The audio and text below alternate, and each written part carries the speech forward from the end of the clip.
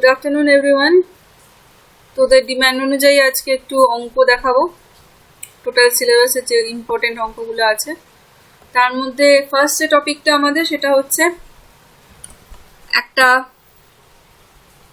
Scenario আমাদের বলে দেওয়া থাকবে কোনো একটা পার্টিকুলার ম্যানেজমেন্ট সফটওয়্যারের ক্ষেত্রে কোনো সিনারিও, তার ডিসিশন টেবিল আর ডিসিশন ট্রি বানাতে হবে। এটা আমাদের রিকোয়ারমেন্ট যে সেকেন্ড চ্যাপ্টার, যে সেকেন্ড ইউনিট আছে সফটওয়্যার রিকোয়ারমেন্ট স্পেসিফিকেশন বলে এসআরএস বানানোর মডিউল, তার অন্তর্গত। তো ডিসিশন ট্রি কি করছে? প্রসেসিং লজিককে গ্রাফিক্যাল ভিউ দিয়ে রিপ্রেজেন্ট করছে for decision making and the corresponding actions taken. তো ধর একটা লাইব্রেরি ম্যানেজমেন্ট সফটওয়্যার বা library membership automation software LMS, এখানে তিনটে জিনিস হতে পারে, মানে তিনটে অপশন থাকতে পারে। একটা হচ্ছে নিউ মেম্বারশিপ, মানে যে এখন এক্সিস্টিং মেম্বার নয় সে নতুন মেম্বারশিপ নেবে। একটা হতে পারে রিনিউয়াল, মানে একজন এক্সিস্টিং মেম্বার তার মেম্বারশিপের হয়তো এক্সপায়ারি ডেট চলে এসছে কাছাকাছি, তাই সে রিনিউ করবে, বা অলরেডি এক্সপায়ার হয়ে গেছে এখন সে রিনিউ করবে। আর মেম্বারশিপ ক্যান্সেল করবে, মানে ধর তোরা ব্রেনওয়্যার ছেড়ে দেওয়ার সময় লাইব্রেরি মেম্বারশিপ নিশ্চয়ই ক্যান্সেল করবি। তো এই তিনটে অপশন থাকবে।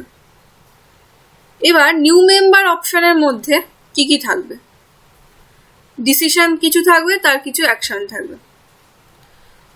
ফার্স্ট অফ অল তিনটে যে অপশন আমি অলরেডি ডিফাইন করলাম, সেই তিনটে অপশনের মধ্যে কোনটাতে যাব সেটার জন্য একটা ডিসিশন মেকিং থাকবে।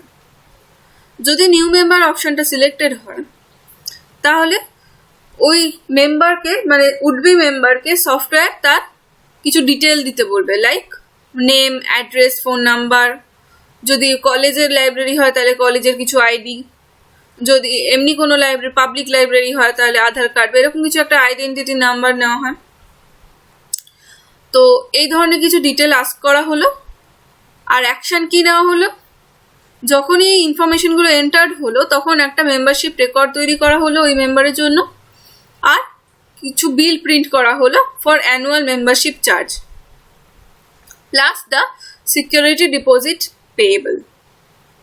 ধর যে সমস্ত লাইব্রেরি ফ্রি নয় তাদের জন্য কিছু মেম্বারশিপ চার্জ আছে, সেই বিলটা জেনারেট করা হলো। এটা আমার গেল নিউ মেম্বারের জন্য। নেক্সট হচ্ছে যখন আমি রিনিউয়াল অপশনটা চুজ করলাম, মানে আমি অলরেডি মেম্বার, তখন তাকে কি জিজ্ঞেস করা হবে? তার নামটা জিজ্ঞেস করা হবে আর তার মেম্বারশিপ নাম্বারটা জিজ্ঞেস করা হবে। সেই মেম্বারশিপ নাম্বারের এগেনস্টে কতদিন অবধি সে ভ্যালিড আছে, আদৌ সে ভ্যালিড কি না সেটা ফার্স্টে চেক করা হবে। তো whether he is a valid member are not, এটা হচ্ছে চেক করা হলো। যদি ভ্যালিড মেম্বার হয় তাহলে মেম্বারশিপ এক্সপায়ারি ডেটটা আপডেট করা হলো। আগে দেখা হলো যে ধর আজকে 1st মে আছে, আমার ধর গতকাল শেষ হয়ে গেছে, মানে 30th এপ্রিল আমার মেম্বারশিপটা শেষ হয়ে গেছে। তাহলে আমি কি করব? ধর হয়তো 1 মাসের জন্য নেবো, তাহলে মেম্বারশিপ এক্সপায়ারি ডেটটা 31st মে অবধি আমরা রিনিউ করব। Then annual membership bill is printed, otherwise an error message is displayed. আশা করি বোঝা গেছে। এই যে 1 মাসের বিলটা দরকার হলো, বা আমি অ্যানুয়ালের জন্য যদি মেম্বারশিপ নিই, মানে 1 ইয়ারের জন্য যদি নিই মেম্বারশিপটা, তাহলে তার জন্য কত খরচ সেটা আমাকে প্রিন্ট করে বিল দেওয়া হবে। নেক্সট হচ্ছে যদি ক্যান্সেল করতে চায় মেম্বারশিপটা, মানে existing customer no longer wants to use the membership, so cancel. সেখানে কি হবে? মেম্বারশিপ নেম আর মেম্বারশিপ নাম্বার জিজ্ঞেস করা হলো। যদি এই দুটো ভ্যালিড হয় তাহলে অ্যাকশন কি নেওয়া হবে? ক্যান্সেল করা হবে। আর ব্যালেন্স অ্যামাউন্ট ডিউ প্রিন্ট করে একটা চেক প্রিন্ট করা হবে, where the membership name and membership ID is also printed and the membership record is deleted from the database. তো এই টোটাল জিনিসটাকে, মানে এই decision action and decision action, এই তিনটে অপশনের জন্য যা যা হতে পারে সেটা আমরা একটা ট্রি স্ট্রাকচারে ডিফাইন করব। কি হবে? ইউজার ইনপুট দেওয়া হলো, সরি এটা ইনপুট হবে, ঠিক আছে। ভ্যালিড সিলেকশন কিনা চেক করা হলো, যদি হ্যাঁ হয় তাহলে এই তিনটে option new member, renew R cancel.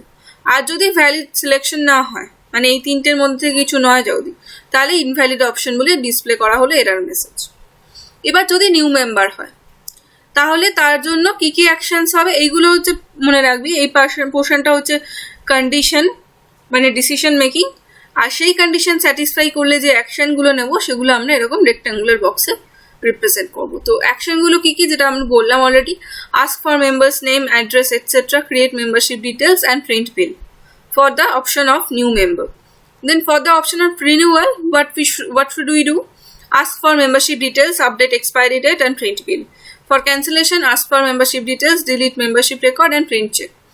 And invalid option তো আগেই বললাম। তো এই জায়গাটা বোঝা গেছে আশা করি, কিভাবে আমরা কোন ব্রাঞ্চে গেলে কোন কোন কাজ করতে পারছি, কেন করছি সেটা বলা হয়। আর ডিসিশন টেবিলটা কি?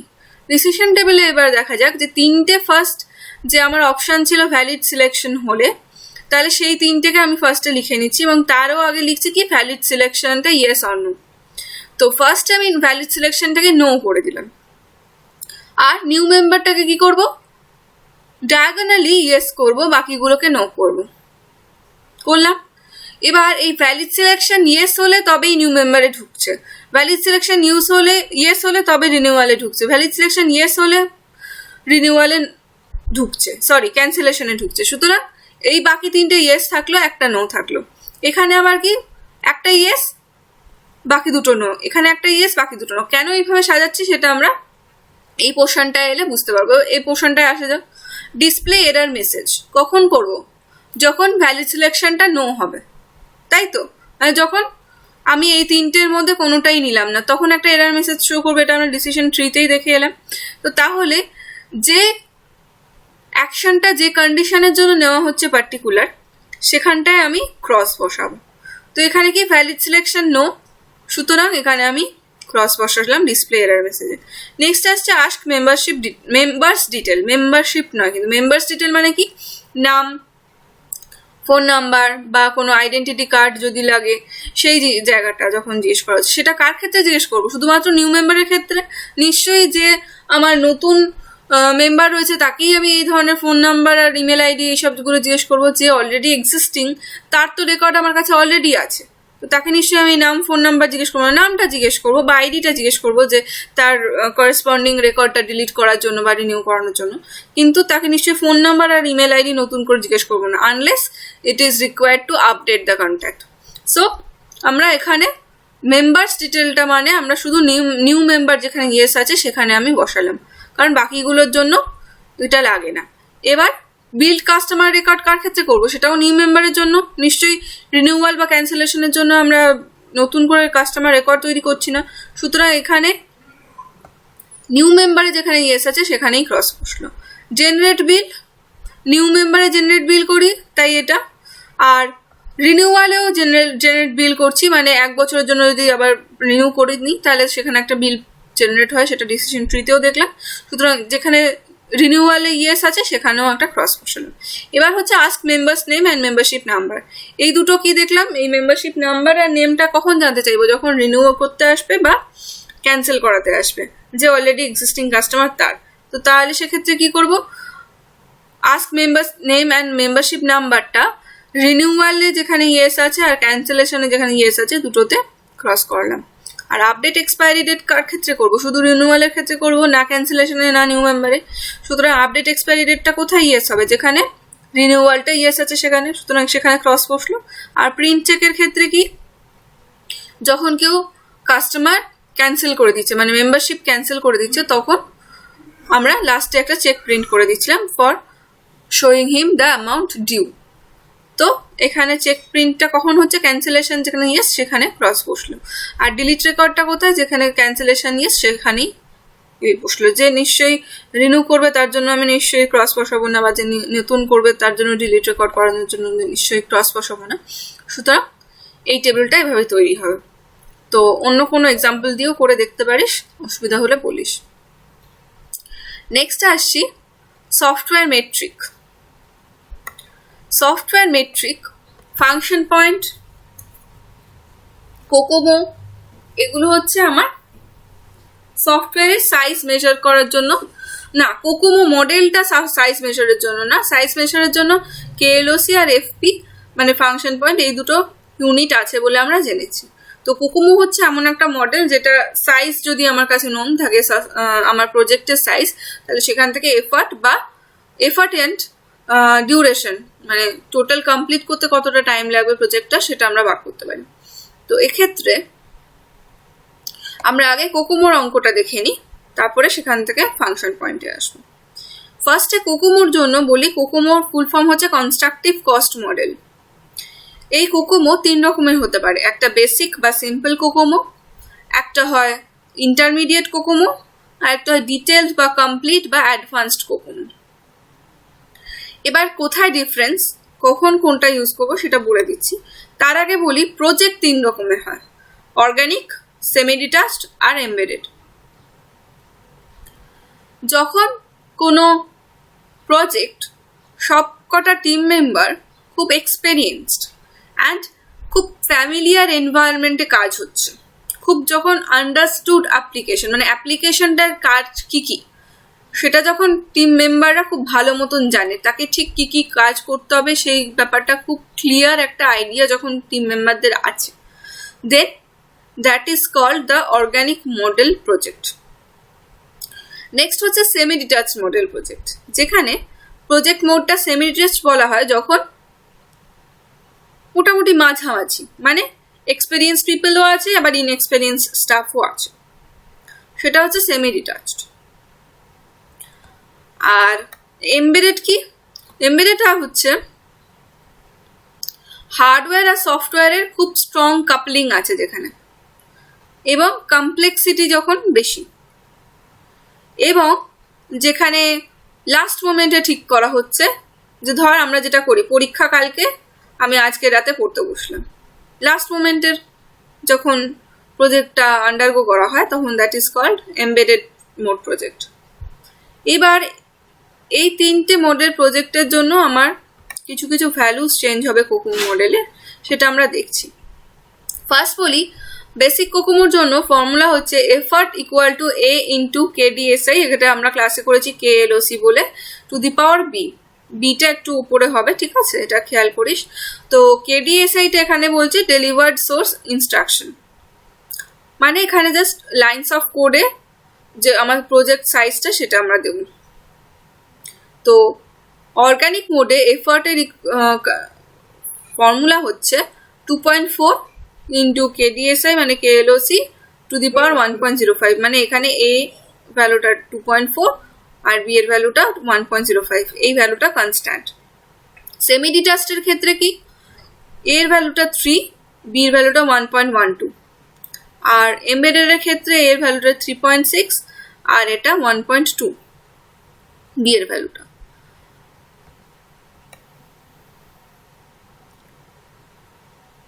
আর ডেভেলপমেন্ট টাইমের জন্য যে ফর্মুলাটা সেটা হচ্ছে 2.5 ইন্টু পার্সন মান্থে যে এফার্টটা আমরা পেয়েছি সেটা to the power 0.38। Development time for semi detached mode project হচ্ছে 2.5 ইন্টু পার্সন মান্থে এফার্ট টু দি পাওয়ার 0.35, আর এমবেডেড মোডে ডেভেলপমেন্ট টাইমটা হচ্ছে 2.5 ইন্টু পার্সন মান্থের এফার্ট টু দি পাওয়ার 0.32। এখানে এই ভ্যালুগুলো আমাদের মনে রাখতে হবে, সেই অনুযায়ী অঙ্ক করতে হবে।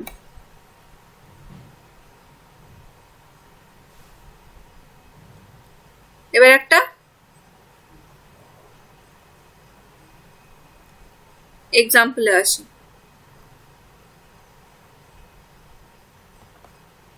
এই এ বি সি ডির ভ্যালুটা আমাদের মনে রাখতে হবে, এই চারটা নিজেরা নোট করে নিতে পারিস, আমি ক্লাসে বলেছিলাম। এবার অঙ্ক, একটা অঙ্ক দেখি। Suppose that a project was estimated to be 400 KLOC. Calculate the effort and development time for each of the 3 modes, organic, semi-detached and embedded. তাহলে এফার্ট কি জানি a into KLOC to the power b, আর development time equal to জানি c into e to the power db. মানে ই হচ্ছে এই এফার্টটা। তো E equal to তাহলে এই 2.4, 1.05, 2.5, 0.38 এই ভ্যালুগুলো তো আমরা আগেই দেখলাম, মনে রাখতে হবে বললাম। তো এখানে আর কিছুই না, ওই ভ্যালুগুলো জাস্ট বসানো, আর 400 KLOC বলে দেওয়া আছে সাইজ, সুতরাং এখানে 400 বসানো। খুব খেয়াল রাখবি এখানে একটা ব্যাপার, সেটা হচ্ছে যদি বলে দেওয়া থাকে 4000 লাইন্স অফ কোড আছে, KLOC মানে হচ্ছে 1000 লাইন্স অফ কোড, মিনস যদি 4000 লাইন্স অফ কোড বলা হয় মানে 4 KLOC। এখানে 400 KLOC বলা হয়েছে মানে লাইন্স অফ কোড কত, মানে আমার প্রোগ্রামে লাইন কটা আছে, 400 ইন্টু 1000 লাইন্স অফ কোড। তো সেটা আমরা যদি কোয়েশ্চেনে KLOC দিয়েই দেওয়া থাকে তাহলে সেই ডিরেক্ট ভ্যালুটা এখানে পুট করবো, আর যদি কোয়েশ্চেনে LOC দিয়ে দেওয়া থাকে তাহলে সেটাকে 1000 দিয়ে ডিভাইড করে যে ভ্যালুটা আসবে সেটা অ্যাজ KLOC আমি বসাবো। এবার ইকুয়াল টু তাহলে একটা ভ্যালু পেয়ে গেলাম যেটা পার্সেন্ট মান্থে বেরোলো, আর ডেভেলপমেন্ট টাইমে একটা ভ্যালু পেয়ে গেলাম যেটা মান্থের হিসেবে বেরোলো। সিমিলারলি সেমি ডিটাচডের জন্য এই কনস্ট্যান্টগুলোর ভ্যালু চেঞ্জ হয়ে যাবে, সেম জিনিসটা পুট করেই আমরা একটা ভ্যালু ফর এফার্ট পাবো, একটা ভ্যালু ফর ডেভেলপমেন্ট টাইম পাবো। সিমিলারলি এমবেডেড মোডের জন্য একটা এফার্টের ভ্যালু পাবো, একটা ডেভেলপমেন্ট টাইমের ভ্যালু পাবো। বুঝা গেছে? ওকে, নেক্সট আসি তাহলে।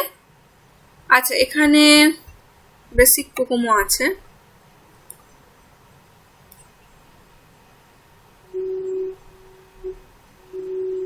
কমপ্লিট আর ইন্টারমিডিয়েটটাও বলে নি। বেসিক কোকোমোর মধ্যে কি দেখলাম, effort is the size of only, effort is the function of only the size of the product, right? Effort equal to some constant into size to the power some constant। সুতরাং সাইজের উপরে এফার্টটা depend করছে, size যত বেশি হবে তত বেশি effort দিতে লাগবে, সাইজ যত কম হবে তত কম এফার্ট দিতে লাগবে, এটা তো খুব স্বাভাবিক, একটা কমন সেন্স, তাই না? তো এখান থেকে আমরা এবার দেখি যে ইন্টারমিডিয়েট মডেল কিন্তু কিছু ডিফারেন্স বলছে। ইন্টারমিডিয়েট মডেল বলছে যে শুধুমাত্র সাইজের ফাংশন এফার্ট হতে পারে না, সাইজ ছাড়াও আরও কিছু জিনিসের ওপরে আমার এফার্টটা ডিপেন্ড করে। কি কি সেই জিনিসগুলো? আরও 15টা কস্ট ড্রাইভার অ্যাট্রিবিউট আছে এখানে। কি কি? প্রোডাক্ট অ্যাট্রিবিউট, যেগুলো হচ্ছে তোর রিকোয়ার্ড সফটওয়্যার রিলায়েবিলিটি, যেটা আজকেও বললাম যে রিলায়েবিলিটি মানে সিস্টেমের ওপরে কতটা dependability. Database size, product complexity, execution time constant, main storage constraint, virtual machine volatility, computer turnaround time, analyst capability, application experience, programmer capability, virtual machine experience, programming language experience, modern programming practices, use of software tools and required development schedule। এই 15টা factor আমরা consider করব for measuring the effort in intermediate COCOMO model. খুব স্বাভাবিকভাবে বুঝতে পারছিস যে experience যত বেশি হবে তত আমার টাইম কম লাগবে, তত আমার এফার্ট কম দিতে লাগবে। সিমিলারলি আমার রিলায়েবিলিটি যত বেশি হবে তত আমার কম টাইম লাগবে, তত আমার কম এফার্ট লাগবে। তো এই ফ্যাক্টরগুলোর উপরেও ডিপেন্ড করছে, এটাই মেন বক্তব্য ইন্টারমিডিয়েট কোকোমো। সেক্ষেত্রে আমরা কি করব, এখানে একটা নতুন ফ্যাক্টর আমরা ইউজ করি, এফার্ট অ্যাডজাস্টমেন্ট ফ্যাক্টর, যেটার ক্যালকুলেট করার নিয়মটা হচ্ছে এই যে প্রোডাক্ট অ্যাট্রিবিউটগুলোর বা প্রজেক্ট অ্যাট্রিবিউটগুলোর বা পার্সোনাল অ্যাট্রিবিউটগুলো বা কম্পিউটার অ্যাট্রিবিউটগুলোর ভ্যালু বলে দেওয়া থাকবে, সেগুলোকে নিজেদের মধ্যে মাল্টিপ্লাই করে নিতে হবে। কীরকম? ফর্মুলাটা হচ্ছে effort equal two AI into KLOC to the power BI into EAF। এই অবধি তো আমরা বেসিক কোকোমোতেই দেখলাম যে একটা constant into KLOC to the power some constant, এখানে আর একটা ফ্যাক্টর মাল্টিপ্লাইড হচ্ছে, that is called the effort adjustment factor, যেটা আমরা কোয়েশ্চেনে গিভেন এইসব ভ্যালুগুলো থেকে বের করব। আর ডেভেলপমেন্ট টাইমের ফর্মুলা কিন্তু সেমই থাকছে, যেটা হচ্ছে একটা constant into this effort measured and two the power some constant. তো এখানে আমাদের ভ্যালুটা কিছুটা চেঞ্জ হচ্ছে, যেটা আমরা বেসিক কোকোমোতে পেয়েছিলাম তার থেকে কিছুটা চেঞ্জ হচ্ছে, অর্গানিক, সেমি ডিটাচড আর এমবেডেডের। এই ভ্যালুগুলো মনে রাখতে হবে, সেখান থেকে আমরা অঙ্ক করব। অঙ্ক কিরকম আছে দেখা যাক। অঙ্ক দেওয়া রয়েছে, বলা রয়েছে suppose a system for office automation has to be designed From the requirements, it is clear that there will be 4 major modules in the system: data entry, data update, query and report generator. যেটা আমরা যে 15টা যে factor আমরা দেখলাম বা product attribute যেগুলো দেখলাম, তার মধ্যে থেকে 4টে অ্যাট্রিবিউট এখানে কাজে দেবে, এটাই বলে দেওয়া হয়েছে, যেগুলো হলো ডেটা এন্ট্রি, ডেটা আপডেট আর কোয়ারি আর রিপোর্টস। এবার it is also clear from the requirements that this project will fall in the organic category. The sizes for the different modules and the overall system are estimated to be বলে এই ভ্যালুগুলো বলা রয়েছে। Data এন্ট্রির জন্য 0.6 KLOC, data আপডেটের জন্য 0.6, কোয়ারির জন্য 0.8, রিপোর্টসের জন্য 1। নাও আমাদের এখান থেকে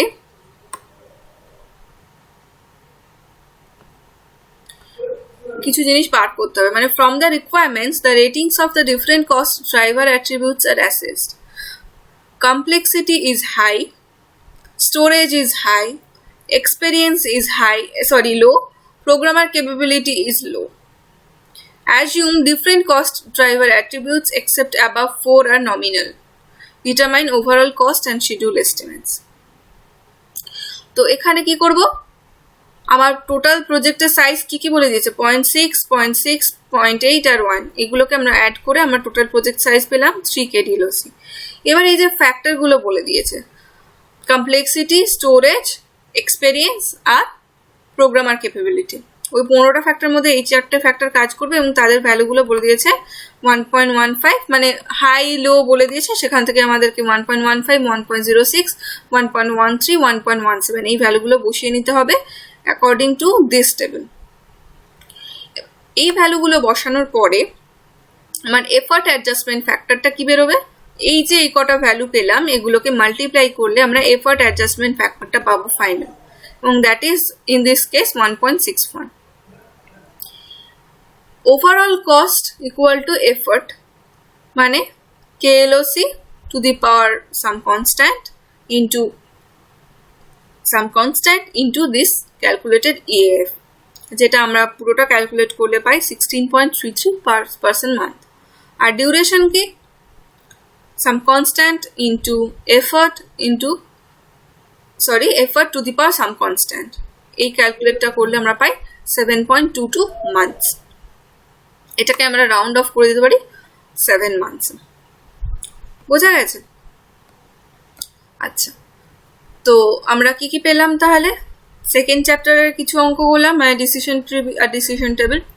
থার্ড চ্যাপ্টার ডিজাইন চ্যাপ্টার, সেখানে কোনো অঙ্ক নেই। ফোর্থ চ্যাপ্টারের সফটওয়্যার প্রজেক্ট ম্যানেজমেন্টের LOC অঙ্ক করলাম, মানে কোকোমোর অঙ্ক করলাম। এরপরে ফাংশন পয়েন্ট করব, আর অ্যাক্টিভিটি ডায়াগ্রামটা আই থিঙ্ক ক্লাসে এনাফ টাইম ওটার জন্য দেওয়া হয়েছে। যদি অসুবিধা তারপরেও কারোর থাকে তাহলে জিজ্ঞেস করিস, অনেকে তো ইউটিউব দেখেও সলভ করেছিস আমি জানি।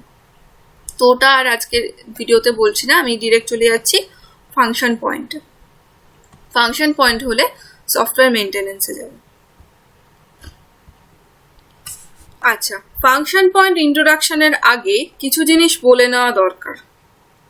সেটা আমি ক্লাসে কিছুটা বলেছিলাম যে ALOC নিয়ে ফার্স্টে আমরা কাজ করছিলাম, সেখানে কিছু শর্টকামিং দেখা গেল, তার ফলে ফাংশন পয়েন্ট ইন্ট্রোডিউস করা হলো। কি কি শর্টকামিং আছে সেটা এই PDF-এই পেয়ে যাবি, যদি দরকার হয় জিজ্ঞেস করিস। ফাংশন পয়েন্টের অঙ্কগুলো কিরম থাকে বলে দেওয়া আছে। নাম্বার অফ ইনপুট কতগুলো একটা প্রোগ্রামে, নাম্বার অফ আউটপুট কতগুলো, ইউজার এনকোয়ারি কতগুলো, ফাইল কতগুলো, এক্সটার্নাল ইন্টারফেস কতগুলো। আর একটা কি বলে থাকবে, কমপ্লেক্সিটি অ্যাডজাস্টমেন্ট ভ্যালু সিম্পল না মডারেট, মানে অ্যাভারেজ না কমপ্লেক্স, এটা বলে দেওয়া থাকবে। তো সেখান থেকে আমরা পাই যে এই জিনিসটা আমাদের একটা মনে রাখতে হবে যে সিম্পল হলে ইনপুটের ভ্যালু নেব 3, অ্যাভারেজ হলে ইনপুটের ভ্যালু নেব 4, আর কমপ্লেক্স হলে ইনপুটের ভ্যালু নেব 6। সিম্পল প্রজেক্ট হলে আউটপুটের ভ্যালু নেব 4, অ্যাভারেজ প্রজেক্ট হলে আউটপুটের ভ্যালু নেব 5, আর কমপ্লেক্স প্রজেক্ট হলে 7 নেব। ইউজার এনকোয়ারি হলে 3, অ্যাভারেজ হলে 4, কমপ্লেক্স হলে 6, আর ফাইলসের নাম্বার অফ ফাইলস আর কি, সিম্পল হলে 7 হবে, অ্যাভারেজ হলে 10 হবে, কমপ্লেক্স হলে 15 হবে।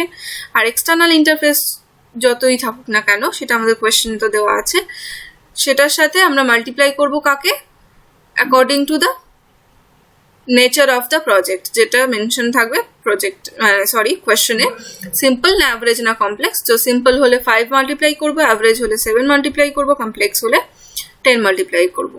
এক্ষেত্রে বলে দেওয়া রয়েছে যে ভ্যালুটা কমপ্লেক্স নিতে হবে। সুতরাং নাম্বার অফ ইনপুটস 42 বলা রয়েছে, যেটা আগেই দেখলাম আমরা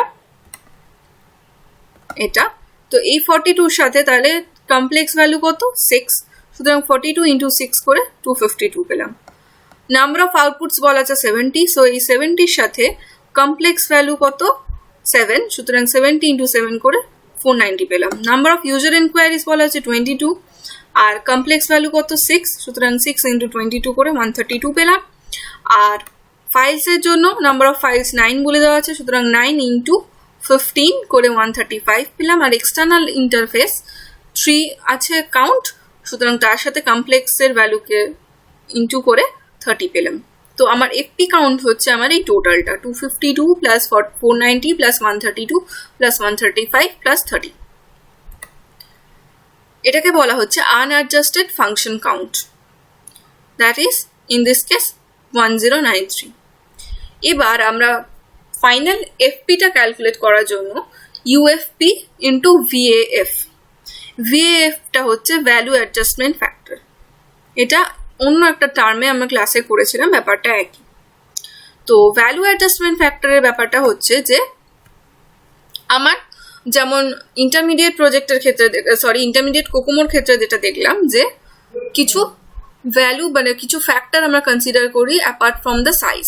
কি কি ফ্যাক্টর ছিল, এক্সপেরিয়েন্স, ক্যাপাবিলিটি, রিলায়েবিলিটি, এই ধরনের কিছু ফ্যাক্টর আমরা 15টা ফ্যাক্টর কনসিডার করেছিলাম। এখানে 14টা ফ্যাক্টর কনসিডার করব, এবং এই 14টা ফ্যাক্টরের ইনফ্লুয়েন্স মানে আমার প্রজেক্টে ধর কোনো ব্যাকআপ বা রিকভারি, এখানে ধর এই যে 14টা ফ্যাক্টর আমরা কনসিডার করছি, data communication, backup and recovery, distributed processing, performance critical, existing operating environment, online data entry, input transaction over multiple screens, master files, updated online information domain values complex, internal processing complex, code designed for reuse, conversion or installation in design, multiple installation, application designed for change,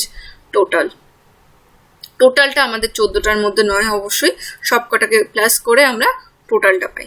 তো এখানে এই যে 14টা factor রয়েছে, 14টা ফ্যাক্টরের প্রত্যেকটা ফ্যাক্টরের কতটা ওই প্রজেক্টে পার্টিকুলার ওই প্রজেক্টে ইনফ্লুয়েন্স কতটা, সেটা আমরা বার করব। যদি দেখা যায় যে কোনো ইনফ্লুয়েন্সই নেই, যেমন ধর কোনো একটা প্রজেক্টে হয়তো কোনো ডেটা কমিউনিকেশনই নেই, বা কোনো ব্যাকএন্ড ফ্রন্ট এন্ডের ব্যাপার নেই, সেক্ষেত্রে কি হবে, কোনো কমিউনিকেশনের ব্যাপার নেই।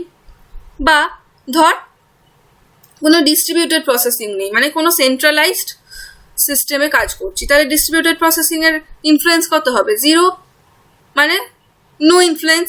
এবার এই ব্যাপারটা আমরা 0 থেকে 6-এর মধ্যে একটা স্কেলে ডিফাইন করে থাকি, যে একটা ফ্যাক্টরের কতটা ইনফ্লুয়েন্স রয়েছে আমার ওই প্রজেক্টে, পার্টিকুলার ওই প্রজেক্টে। নো প্রেজেন্স মানে নো ইনফ্লুয়েন্স, ইনসিডেন্টাল হতে পারে মানে কম, মডারেট হচ্ছে মোটামুটি, অ্যাভারেজটা হচ্ছে অ্যাভারেজ জানিসই, মানে খুব বেশিও না কমও না, সিগনিফিকেন্ট মানে হচ্ছে ভালোই ইনফ্লুয়েন্স রয়েছে, আর স্ট্রং মানে হচ্ছে খুব বেশি রকম ইনফ্লুয়েন্স রয়েছে। ধর কোনো প্রজেক্টে খুব বেশি ক্রিটিক্যাল টাস্ক হচ্ছে, তাহলে এই যে পারফরমেন্স ক্রিটিক্যাল, এইটা ভ্যালুটা আমরা 5 নেব। আর ধর প্রজেক্টটা খুব সিম্পল, তাহলে তেমন কোনো ক্রিটিক্যাল পারফরমেন্স নেই, মানে ক্রিটিক্যাল কোনো টাস্ক নেই, সুতরাং সেটার জন্য হয়তো ইনসিডেন্টাল রাখবো, মানে ভ্যালুটা 1 নেব, ইনফ্লুয়েন্সটা ইনসিডেন্টাল রাখবো। তো এই জিনিসটা আমাদের depending on the scenario we have to identify which value we are taking. So এই ক্ষেত্রে কি হয়েছে, ইউএফপি ইন্টু ভিএফ, ইউএফপি আমরা অলরেডি বের করে ফেলেছি, আনঅ্যাডজাস্টেড ফাংশন পয়েন্ট। ভিএফ যেটা আমার ভ্যালু অ্যাডজাস্টমেন্ট ফ্যাক্টর, সেটা এখান থেকে বার করব। কিভাবে বার করব, ভিএফ এর ফর্মুলা হচ্ছে 0.65 প্লাস 0.01 ইন্টু ডিআই। এই ডিআইটা যদি বলে যে প্রত্যেকটা ফ্যাক্টরি, আমার 14টা ফ্যাক্টরির মধ্যে প্রত্যেকটা ফ্যাক্টরি খুব বেশি রকম ইনফ্লুয়েন্স হিসেবে নিয়েছে, সুতরাং ভ্যালুগুলো আমরা প্রত্যেকটার জন্যই 5 করে নেব। এবং কমপ্লেক্স প্রজেক্ট হলে ধরে নিতে হবে যে প্রত্যেকটার ভ্যালু 5 করে আছে, সুতরাং টোটালটা হচ্ছে 5 × 14, দ্যাট ইজ 70। তো এখানে তাহলে 0.65 প্লাস 0.01 ইন্টু ডিআই এর ফর্মুলাটাতে আমরা ডিআই এর জায়গায় মানে degree of influence is the full form of DI, তো ডিআই এর জায়গায় তাহলে 70 পুট করলাম। তাহলে আমার ভ্যালু অ্যাডজাস্টমেন্ট ফ্যাক্টরটা কত হলো, এই ক্যালকুলেশনটা করে VAF becomes 1.35। নাও টোটাল ফাংশন পয়েন্ট যেটা আমাকে বার করতে দেবে, আলটিমেটলি যেটা আমার গোল অফ দ্য সাম, সেখানে ইউএফপি ইন্টু ভিএএফটা বার করতে হবে। ইউএফপিটা আগেই বার করছি 1039, that will be multiplied with the VAF 1.35, so 1402.65টা আমার ফাংশন পয়েন্ট অঙ্কটার আনসার। বোঝা গেছে? নেক্সট চলে আসি সফটওয়্যার মেনটেনেন্স, যেটা আমরা আগের দিন ক্লাসে করেছিলাম।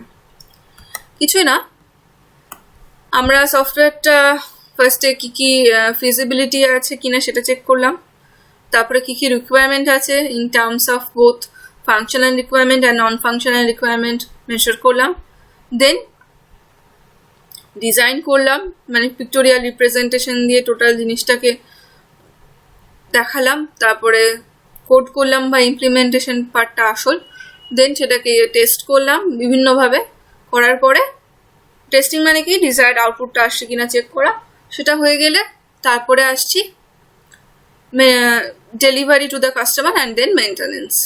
তো মেনটেনেন্স ব্যাপারটা কি ছিল, আগে দেখেছিলাম যে কাস্টমার কাছে ডেলিভার হয়ে যাওয়ার পরে যে আমার কাজ শেষ হয়ে গেল তা নয়, তারপরেও কিছু কাজ থাকে, দ্যাট ইজ মেনটেনেন্স। মানে সেই প্রোডাক্টটা যদি কোনো জায়গায় মডিফিকেশনের দরকার হয়, লাইক ওর কোনো মানে টেস্টিং ফেজে ওর কোনো এরার ধরা পড়েনি, সেটা পরবর্তীকালে ধরা পড়েছে after delivery to the customer, তো সেই এরারটা যদি কারেক্ট করতে চাই বা নতুন কোনো ফিচার যদি অ্যাড করতে চাই বা ডিলিট করতে চাই, বা ওই প্রোডাক্টটাকে আমি একরকম প্ল্যাটফর্মের জন্য ডেলিভার করেছিলাম আর সেটা এখন অন্য প্ল্যাটফর্মে ইউজ হবে, সুতরাং আমার তার জন্য কিছু চেঞ্জেস করা দরকার। তো এই ধরনের জিনিসগুলো আমরা দেখেছিলাম মেনটেনেন্স ফেজে করি। এবার এখানে যেটা বক্তব্য সেটা হচ্ছে এখান থেকে আমরা সফটওয়্যার মেনটেনেন্স কস্ট বার করতে চাই। সফটওয়্যার মেনটেনেন্স কস্টের ফর্মুলা হচ্ছে যেটা আমরা ফাইনালি বার করব, এফার্টটা বার করে তার সাথে আমি পার্সেন্ট মান্থটাকে ইন করবো। এবার তার আগে দরকার হয় এসিটিটা বার করার, that is the annual change traffic, মানে আমি কতটা চেঞ্জ করছি প্রোডাক্টটাতে, সেটার ফর্মুলাটা হচ্ছে KLOC added plus KLOC deleted divided by KLOC total. মানে আমি প্রোডাক্টটা চেঞ্জ করতে গিয়ে কিছু অ্যাড করলাম, কিছু ডিলিট করলাম, আর আগে যা যতগুলো লাইন্স অফ কোড ছিল সেটাকে ডিভাইড করলাম, মানে added plus deleted divided by total যতগুলো ছিল সেটা আমার হলো কতটা আমি চেঞ্জ করলাম, অ্যানুয়াল চেঞ্জ ট্রাফিক।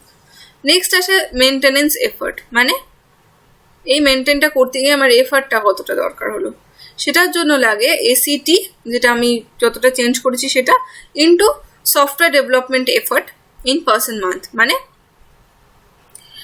একটা লাইন অফ কোডের জন্য কত লাগছে সেটা হচ্ছে SDE।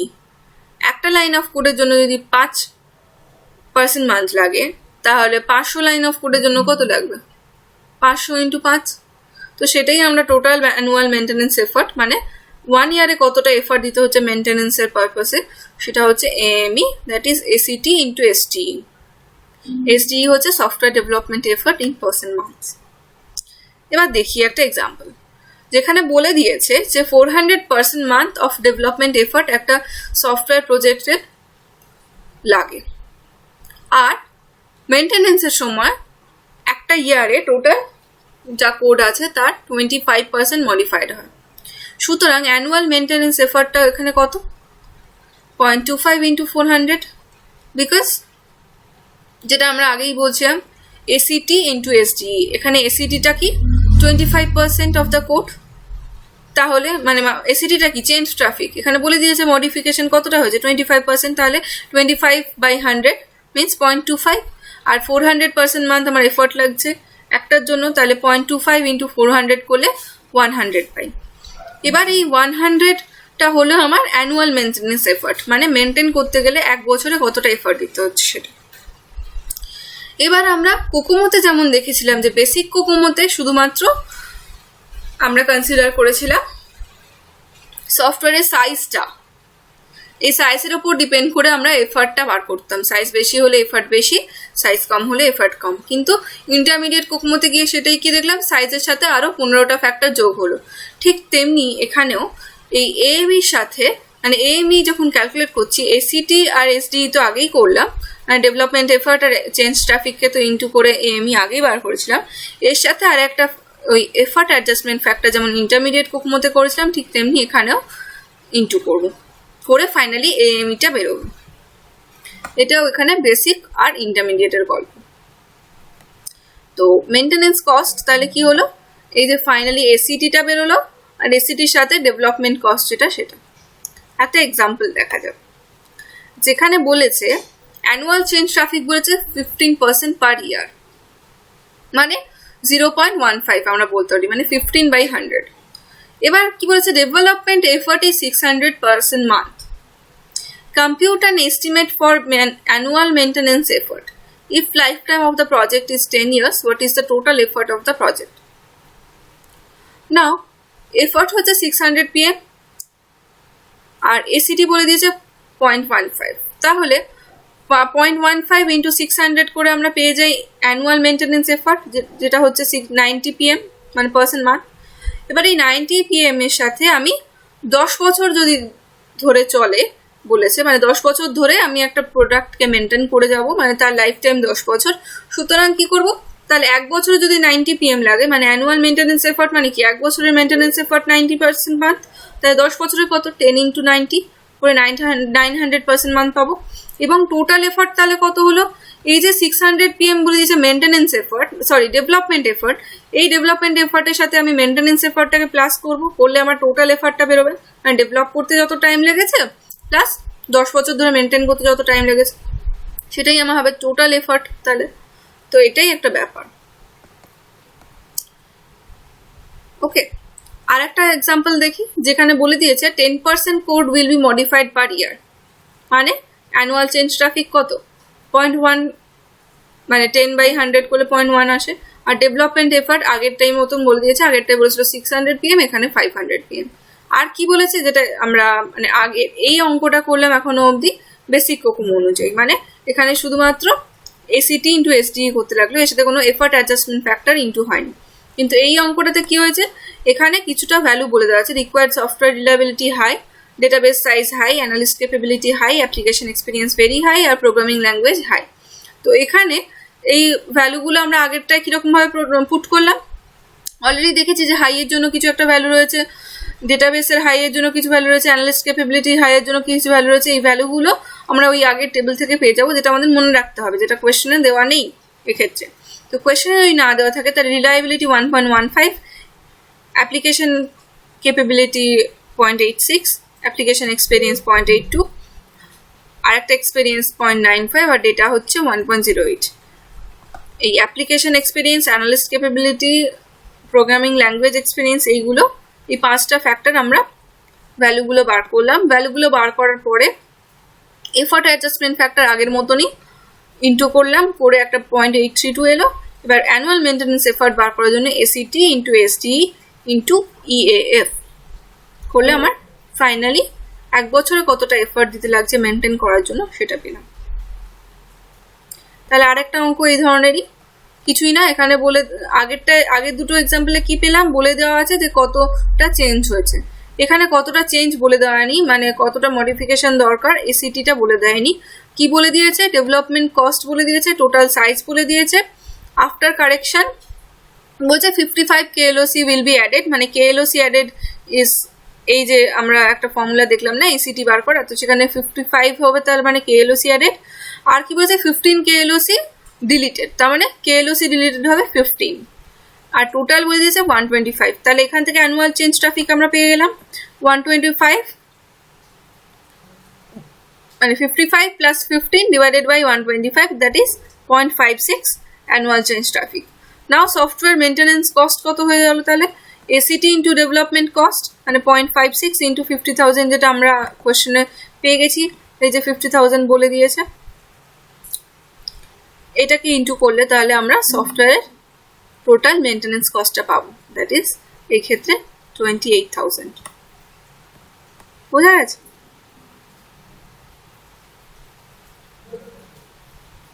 এখানে আরেকটা এক্সাম্পল আছে, দেখে নিন।